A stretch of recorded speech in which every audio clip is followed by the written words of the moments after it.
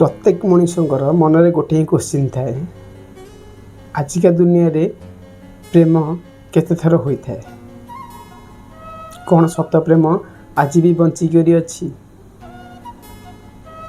ना केवल शारीरिक सुख ही प्रेमर ना दि जाइए। आज आम से विषय कथा है। नमस्कार, जय जगन्नाथ। स्मृतिर डायरी पुणी एक वीडियो को आपण मानक स्वागत।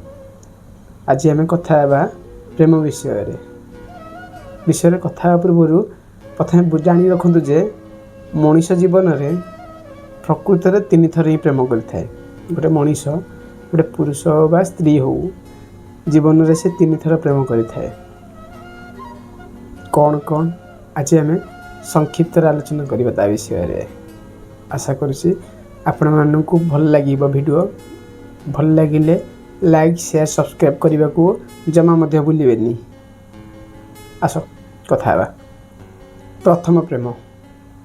साधारणतः प्रथम प्रेम खूब कम बयस हो जाए। स्कूल टाइम रे ही जाए प्रथम प्रेम।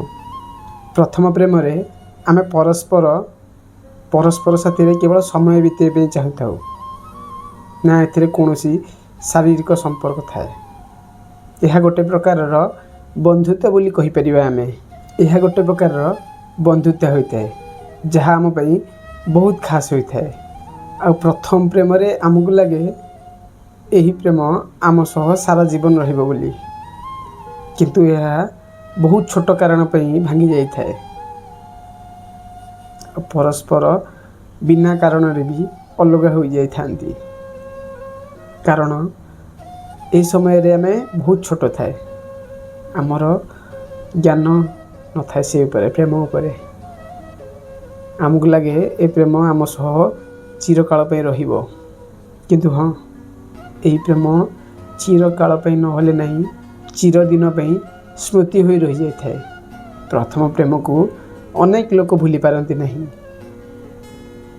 आगु पढ़ती प्रेम मध्य करती, किंतु प्रथम प्रेमर स्मृति सबुदिन पे रही जाए थाए।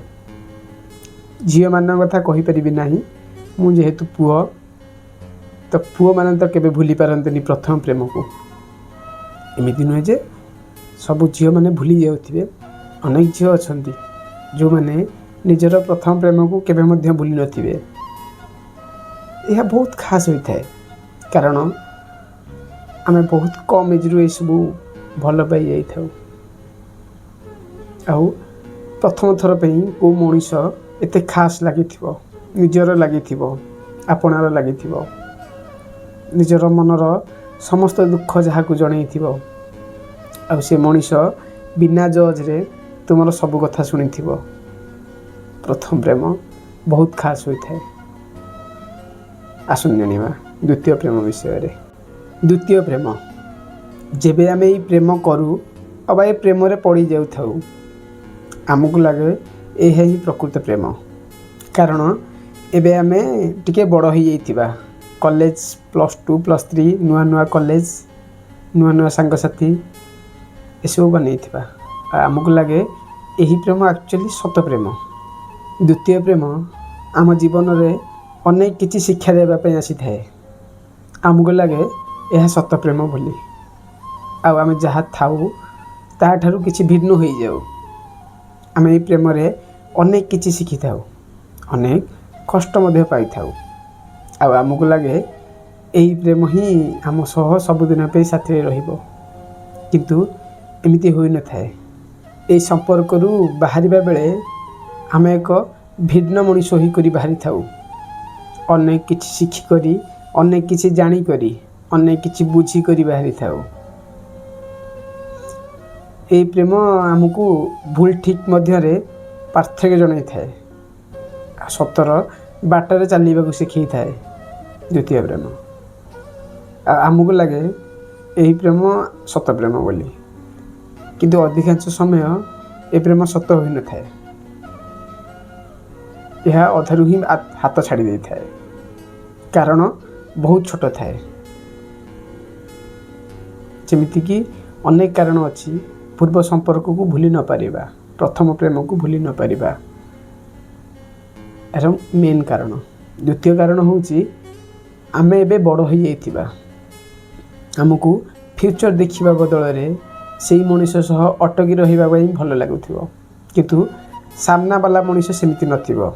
सामना वाला मनुष्य टिके बड़ हो जाइथिबो आउ फ्यूचर देखिबा पे आगु बढ़िबे पे चाहुथिबो। आसुन जानिबा तृतीय प्रेम विषय रे कौन यह सफल हुए। तृतीय प्रेम कौन सफल हुए ना नहीं आसुन जानिबा। शेषर आसे तृतीय प्रेम। यही प्रेम को तुम्हें खोजी न थाओ यही प्रेम तुमको खोजी करी आसी थाए। तुम्हें एबे मन बड़े देइथिबो जे प्रेम तुम पे नाही जीवन रे दुनिया रे केही मनुष्य नाही जहाँ को तुम्हें प्रेम करि परिबो आउ ये प्रेम तुम पे सरप्राइज बनी करी आसी थाए तुम जीवन रे जोटा को तुम्हें चाहि भी नथिबो।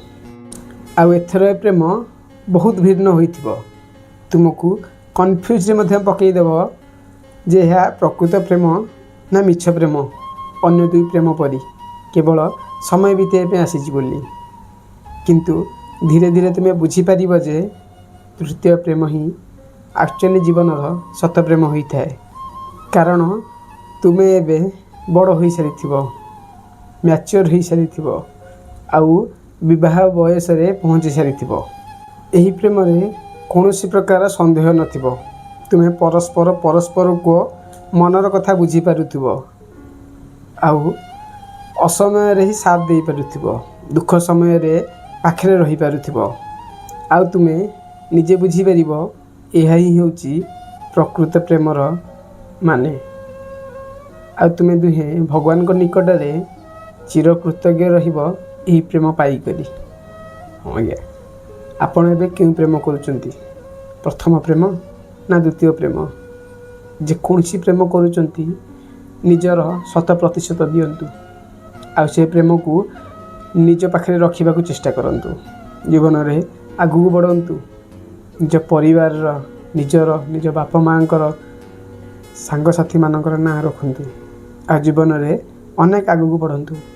आशा करुच्ची आपण मानक वीडियोटी भल लगी रहुची। नमस्कार।